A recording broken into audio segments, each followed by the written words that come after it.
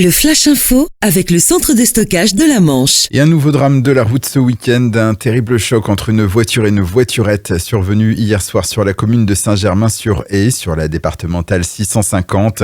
Un important dispositif a été déployé pour venir en aide aux victimes avec l'appui de l'hélicoptère de la sécurité civile Dragon 50. Malheureusement, l'une des victimes, un homme de 70 ans, est décédé sur place. Une seconde personne, une femme de 72 ans, a été légèrement blessée dans cette collision. Elle a été transportée au centre hospitalier mémorial de Saint-Lô.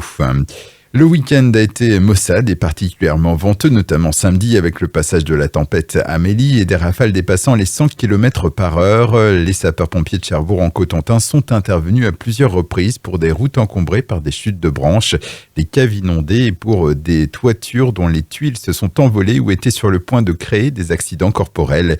La pluie qui a aussi fait monter le niveau des rivières. Certaines sont sorties de leur lit et ont envahi prairies et voiries qui les bordent. Le coup de gueule de la mairie de Couville la semaine dernière, des tôles amiantées ont été jetées en pleine nature sur la commune, un acte intolérable pour le maire.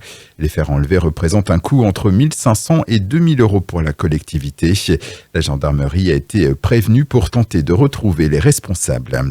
En basket, les filles du BCAG n'ont pas tremblé hier à l'occasion d'un déplacement à Rennes pour le compte de la 6e journée de National 3. La troupe de Yann Volmier s'est imposée face à la réserve de l'Avenir Rennes. Score final 54-64. Les Haguaises sont 5e au classement.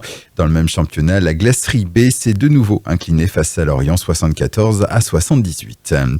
Et puis le beau succès du fort de Carqueville à l'occasion des dernières journées du patrimoine les 21 et 22 septembre 2019. Avec 2500 personnes, il a été le deuxième site le plus visité de la Manche, loin derrière les 12 600 visiteurs enregistrés au Mont-Saint-Michel. Le fort de Carqueville arrive même en 5e dans toute la région, selon les chiffres de la DRAC Normandie, qui précise toutefois que quelques sites notables n'ont pas fait de retour. Le Flash Info vous a été présenté par Landra, centre de stockage de la Manche à Digulleville. Pour en savoir plus et visiter notre centre, 0810 120 172, coup d'un appel local.